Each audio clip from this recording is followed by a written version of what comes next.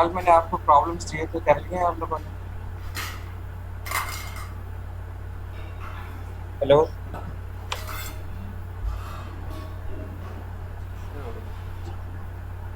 Hello. Sir हो गए हैं। हो गया सर, शाबाश। जी सर। नेक्स्ट हमारा मेथड है, नेक्स्ट मेथड है सेमी जो इम्प्लिसिट आइलर्स मेथड। ठीक है, इसकी डेरिवेशन बिल्कुल उसी तरीके से है जैसे हमने आइलर्स मेथड की थी, बस आखिरी स्टेप में थोड़ा सा फर्क है। तो क्या फर्क है वो हम देख लेते हैं। तो इनिशियल वैल्यू प्रॉब्लम हमने कंसिडर की है इक्वेशन नंबर 1 में, और by using the definition of derivative we know that dy over dx is equal to limit h approaches to 0 y of x plus h minus y of x over h। ठीक है, and since h is very close to 0, therefore h is very small, so we can write this expression as from 1 and 2 we have this relation। Clear है बात? जी sir. इस फार्मूले से हमने कल आइलर्स मेथड लिखा था, याद है आपको? जी सर जी जी सर। याद। इसमें हमने y of x plus H को वाई एन प्लस वन लिखा था, y को वाई एन लिखा था, x को एक्स एन लिखा था, और y को वाई एन लिखा था। सेमी इम्प्लिसिट आइलर मेथड में फर्क ये है कि ये जो y है इसको भी हम वाई एन प्लस वन लिखेंगे। ठीक है, लेफ्ट साइड वाला वाई एन प्लस वन, ये वाई एन, फिर एक्स एन, और ये जो y है इसको हम वाई एन प्लस वन लिखेंगे। This is called Euler's method, semi implicit Euler's method. Clear है बात? जी जी सर। सर ठीक है, क्लियर है। कोई प्रॉब्लम इसमें? No sir. No sir. अब देखें, ये जो फार्मूला आपको नजर आ रहा है इसको हम डायरेक्ट इम्प्लीमेंट नहीं कर सकते। इस फार्मूले से हम डायरेक्ट प्रॉब्लम सॉल्व नहीं कर सकते। क्यों? अगर हम यहाँ पर n की जगह 0 पुट करें तो यहाँ पर क्या आ जाएगा? वन सर जी y y one. One. y1। यहाँ पर, वाई नॉट। Why not. यहाँ पर, एक्स नॉट। और यहाँ पर Y y one. One. y1। देखें, आपके पास x नॉट भी है, y नॉट भी है, तो आप यहाँ पे y नॉट पुट कर देंगे, x नॉट पुट कर देंगे, लेकिन यहाँ से y1 कैसे पुट करेंगे? y1 तो आपने फाइंड करना है। ठीक है ना? जी सर। जी सर। लिहाजा यहाँ पे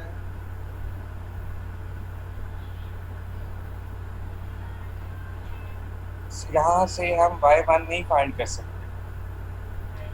इस फार्मूले को इम्प्लीमेंट करने के लिए हम एक टू स्टेप फार्मूला इंट्रोड्यूस करवाएंगे। ठीक है, इस वाई एन प्लस वन का प्रॉब्लम है। इस Y n plus one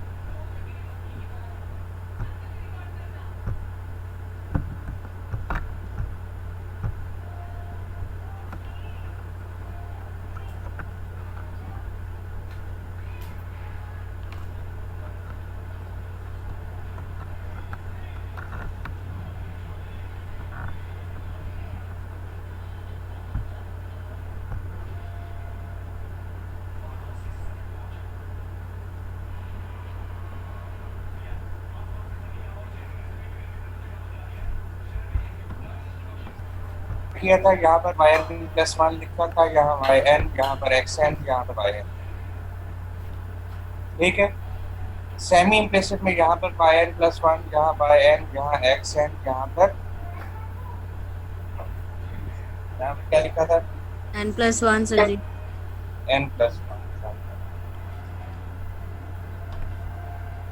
semi implicit island method में जहाँ पर वाई एन प्लस वन, यहाँ वाई एन, यहाँ पर एक्स एन प्लस वन और यहाँ पर वाई एन प्लस वन हम लिखते हैं। क्लियर है बात? जी सर। सिर्फ यहाँ पर वाई एन बचेगा।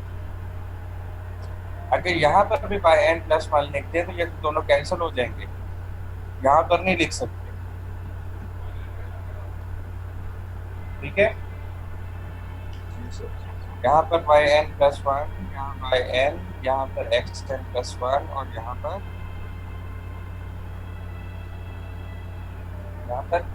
Y n plus one. इस फार्मूले को हम कहते हैं इम्प्लिसिट आइलैंड मेथड। क्लियर? जी सर। कोई प्रॉब्लम इसमें आपको? No sir.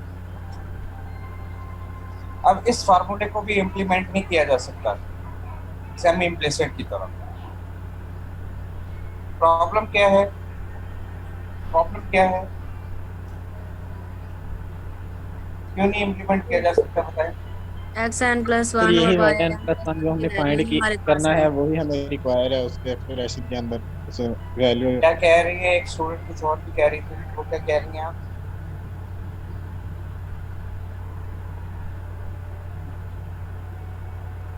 देखिए यहाँ पर भी सिर्फ वाई एन प्लस वन का प्रॉब्लम है, एक्स एन प्लस वन का प्रॉब्लम नहीं है, क्योंकि जी वो तो सर। हमें मिल जाता है जब हमारे पास स्टेप साइज है, एक्स स्टार्ट है, तो एक्स वन का, एक्स टू वगैरह का कोई प्रॉब्लम नहीं। ठीक है। प्रॉब्लम है वाई एन प्लस वन। इस वाई एन प्लस वन को हम आइलर मेथड से फाइंड करेंगे जैसा कि पीछे किया था। देखें कैसे। यहाँ पर यू एन लिख दिया, यू एन हम आइलर मेथड से फाइंड करेंगे और फिर वाई एन प्लस वन में पुट कर देंगे। एक्स एन प्लस वन का तो कोई मसला ही नहीं, ये तो है हमारे पास। क्लियर है बात? जी सर जी इसको हम क्लियर है। कहते हैं two step implicit Euler's method. क्या कहते हैं? Two step implicit Euler method या predictor predictive technique for implicit Euler's method. यहाँ से भी हम वन स्टेप फार्मूला लिख सकते हैं और वो इस तरीके से जैसे कि पीछे लिखा। क्लियर है बात? जी सर। जी सर क्लियर है। No sir. तो क्वेश्चन हम देख लेते हैं, ये हेल्प करेगा आपको सेमी इम्प्लिसिट में भी। ठीक है। ये देखें कल वाला ही प्रॉब्लम है, लेकिन मैं इसको अब इम्प्लिसिट आइलर मेथड से करने लगा। ठीक है ना, इम्प्लिसिट आइलर मेथड से। तो यहाँ पर आप देख रहे हैं एफ आपके पास ये है, एच आपके पास ये है, ए आपके पास 0 है, बी आपके पास 1 है। आप एन कैलकुलेट कर सकते हैं 10। एक्स नॉट आपके पास 0 है, वाई नॉट आपके पास 0 है। क्लियर बात? ये इनिशियल कंडीशन आपको गिवन है। क्लियर? जी sir. Any problem? No sir. No. अब ये इम्प्लिसिट फार्मूला हमने लिखा है, two step implicit formula for Euler's method. Clear? ठीक है। जी सर। जी सर। इसमें वैल्यूज पुट कर देंगे। अगर हम I0 लें तो x नॉट आपके पास 0 होगा, x1 आपके पास 0.1 होगा, y नॉट आपके पास 0 होगा। क्लियर? तो ये आपके पास u नॉट आ जाएगा। क्लियर?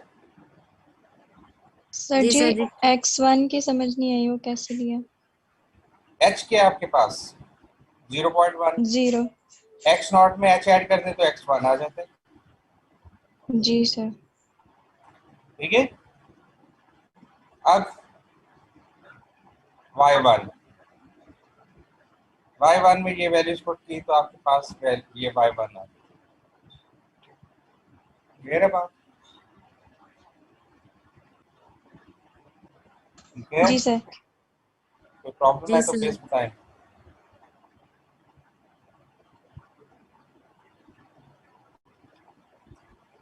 क्लियर? जी सर। तरीके से सर जी अगर clear है। I1 हो तो x1 आपके पास 0.1 होगा, x2 आपके पास 0.2 होगा। ये बात ठीक है?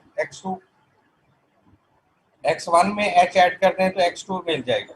h क्या है? जी सर। 0.1, तो ये 0.2 हो जाएगा और y1 है ये आपके पास। ठीक है, जी सर। सर तो ये आपके पास u1 है। इसी तरीके से आप y2 फाइंड कर लेंगे। जी क्लियर? जी सर कोई प्रॉब्लम? नो सर हाँ क्लियर सर। है। तो ये मैं आपको दिखा देता हूँ। इस तरीके से हमने फाइंड करने हैं, बाकी आप खुद फाइंड कर सकते हैं। तो यहाँ तक ही हम करेंगे। ठीक है, तो कल हम इंशाल्लाह आगे करेंगे और इससे भी आपने वही एक्सरसाइज करनी है जो मैंने कल आपको आयलर मेथड के लिए दी थी। ये आपकी असाइनमेंट है, दोनों मेथड से आपने करके मुझे आपने भेजनी है कल क्लास शुरू होने से पहले। क्लियर?